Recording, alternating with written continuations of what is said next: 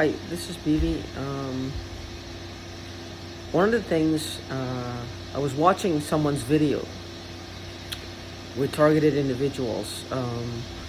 It's not a term that I use very often because I don't understand. Targeted individual would be me being targeted by these people. I don't know. It's like a whole new concept for me. Like I really don't get it. I understand what it means, but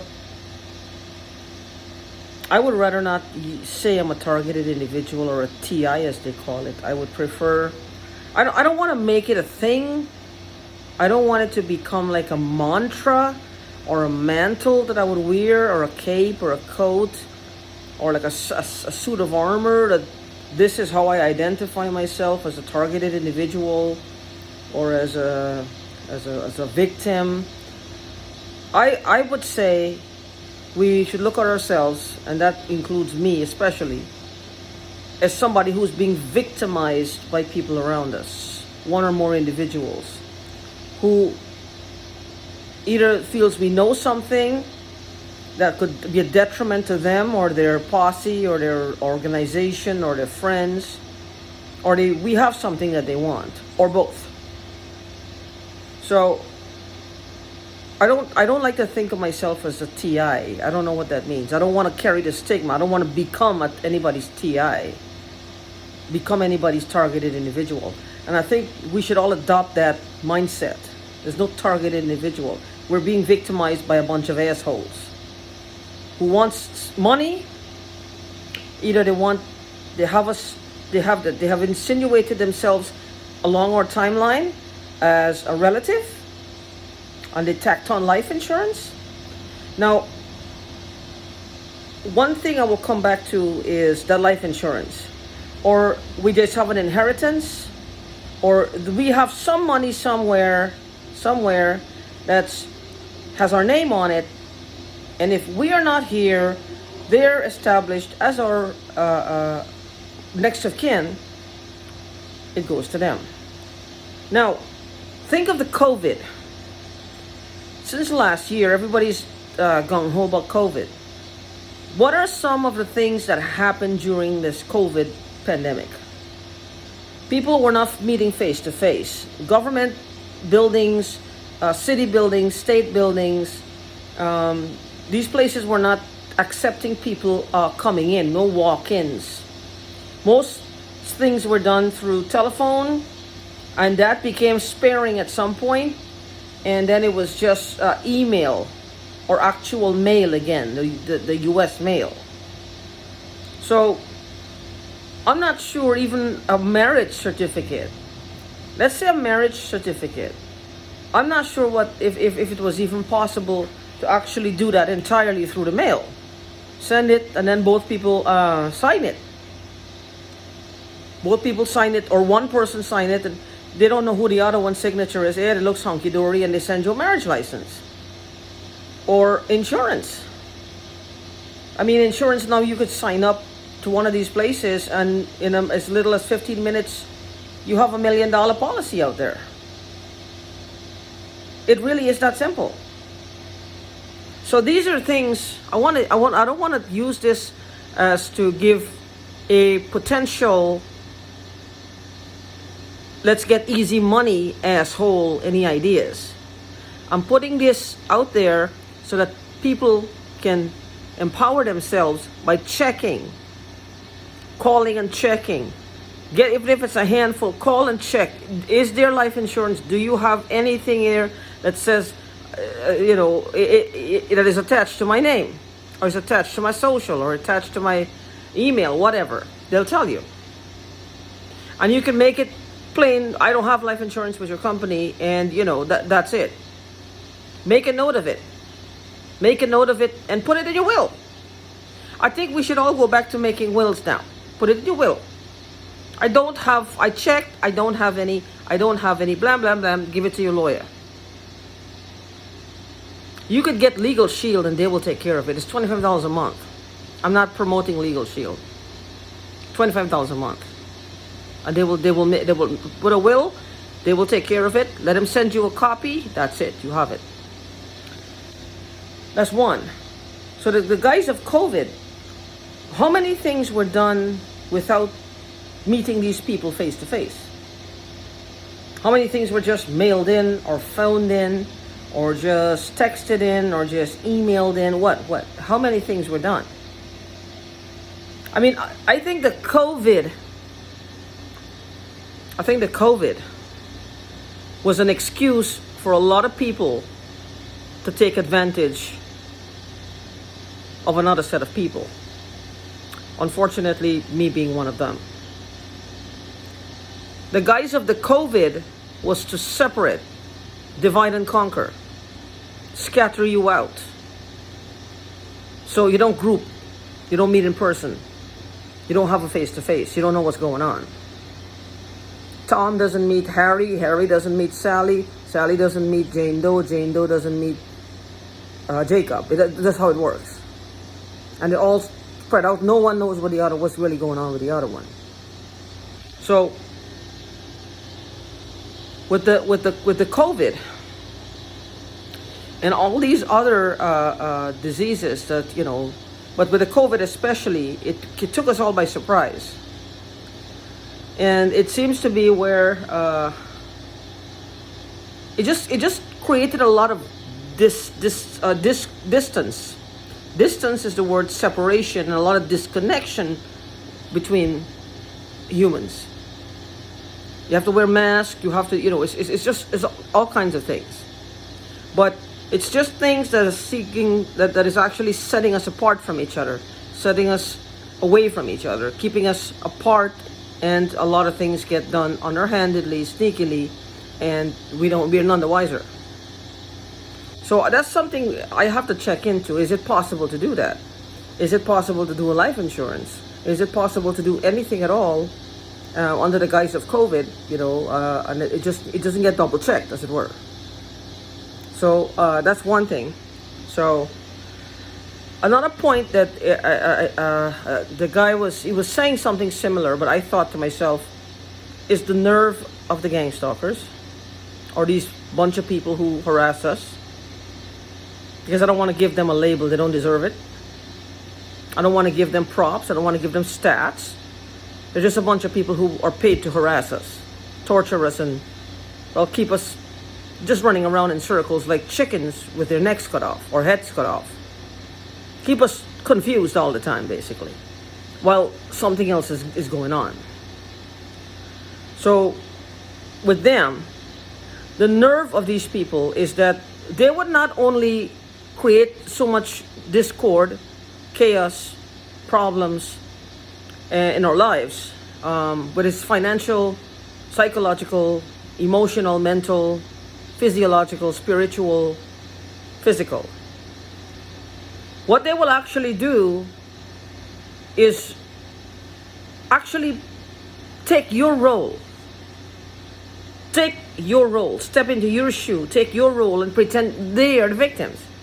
And they would go so far as to go public with it. They would say, well, you were harassing them. You are crazy. You are not right in the head. You are confused. You don't know what you're doing. Look at us. Look at how we're acting. We're irrational. We seem irrational. We're hearing a voice when there's nobody there. Schizophrenia, bipolarism. We're saying somebody's sitting outside our wall because you can hear the person at night.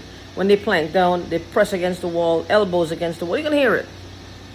But by the time I get to the door, he or she is gone. I can hear them, though. I know they're there. But no, it's in my imagination, right? How would I sound to a police officer if they tell them that and they come out and they look and there's nothing? Jump over the fence, breaking wood in the middle of the night, knocking on your walls, just jumping in the bushes, pulling on the aluminum zinc, all these things, right? These things are so abstract. It doesn't leave a dent. It doesn't really leave a mark. But at the time, it has happened. But we can't prove it. And that causes us to act a little irrational.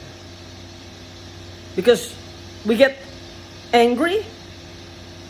The unfairness of this starts to get to us. We get really angry. We go from just being annoyed to angry to impatient.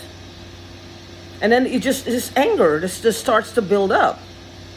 And then you can see it. And then they say, whoa, you calm down. Look at you. You need to calm down. You're now a threat to them. Oh, you're threatening their life. Because you are being provoked day and night. Day and night by these people. And you get angry. You are now a threat to them. They're like, something wrong here. I can't deal with this. She's going to harm me. She's going to cause a problem. He's going to do something bad to me. You see, look at him. Look at her. Look at her. Look at him. They can't be trusted. They're going to hurt us. She's going to do something bad. He's going to do something bad. Look at how irrational. It's confusing to me. Little old me. Why would you pick on me? They would go so far as to do that. They would actually take your role. They would provoke the shit out of you and then take your role. And then take your role. And then by the time the people who trusted you, who you had a good relationship with, who everything, those people are looking at you. When you talk to them, they can't look you in the eye. Those people are just, they cut short the conversation and you don't even know why. And you start to like, whoa, what happened here? You don't feel like that camaraderie anymore. Is it jealousy that causes it? Is it just malice? Spite? Is it that the perpetrators feel, well, she or he should not have a close relationship to anyone? Because think about it. To be a perpetrator, what kind of thoughts you have to have in your mind? You're a nasty human being. You're mean, you're vindictive. In reality, who wants to be near somebody like that? Because every time they open their mouth, it's fake. It's fake shit coming out. For example, the same taking my role. That's fake. That's not them. They're the ones who are causing all this crap. It's fake. It's all fake with them. It's all, I call it SNL skits. They're playing skits. Saturday Night Live skits. Little sketches they call them. This is how their life goes. It's just skits, a bunch of skits, and nothing is real. It's all fake. It's all fake. Because it's not real. None of it is real. And then you have, like right now I'm talking and my nose is burning. It's like, what this is, I don't know if it's something designed to make me high, if it's to get my head all fogged up, but I can feel it. I don't know what high is. I mean, I smoked weed as a teenager, but that kind of fogs you up. This kind of makes you feel, I don't know how I don't know. But what it does is like, it's to keep you unfocused. Like you can't focus. I don't know. Whatever, more power to them. Whatever. Forget them. This is my life. Welcome to my life. But anyway, it's the fakeness. They're fake on this side and they're fake on that side.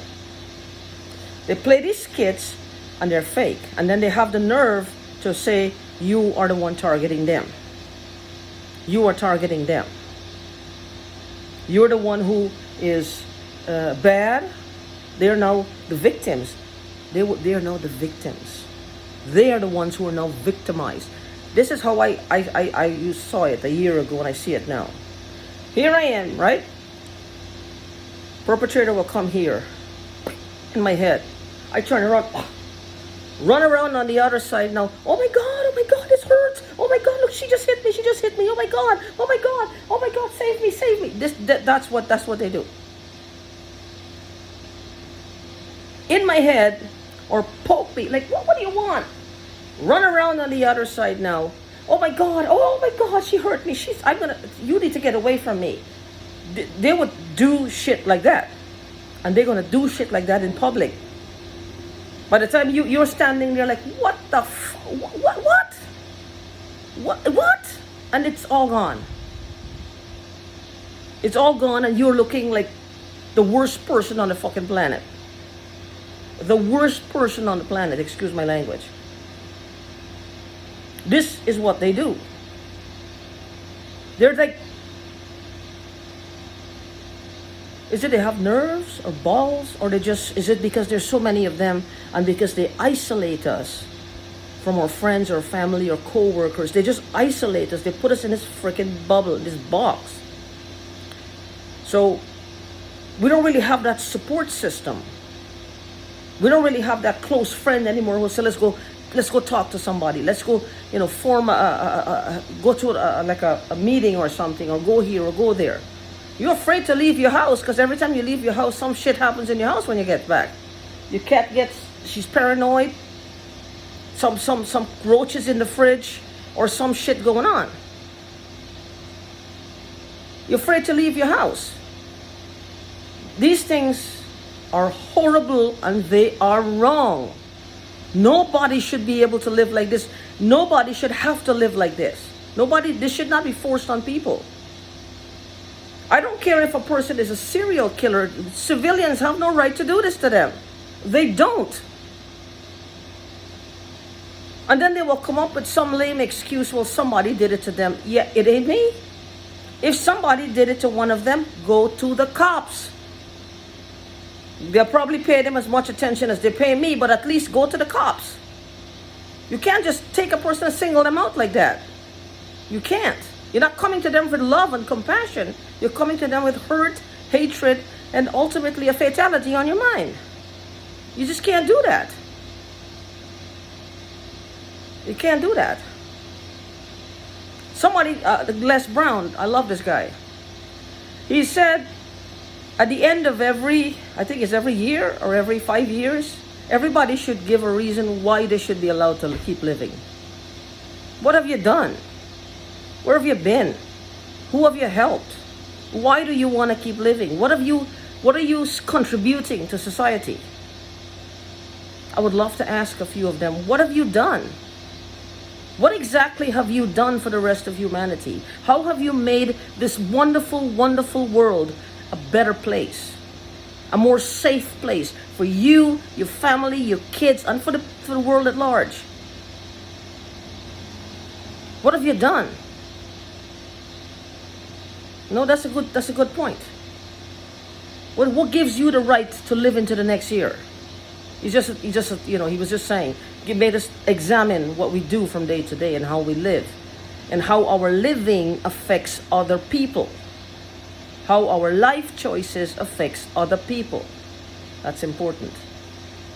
So anyway, I just wanted to share that with you. And if you're going through something, just contact me. If you want to talk, I'm here to talk with you. And if you have any ideas on how I can combat this, please let me know. Please, please, please let me know. And be there for yourself, for others, and for each other. There's nothing more we can do. We just got to be strong in this time. You're fighting the pandemic, now you have to fight your fellow man just to stay alive. Like it's the new sport. Like hunting each other is the new sport. It's not funny. It's deadly. And something needs to be done legally.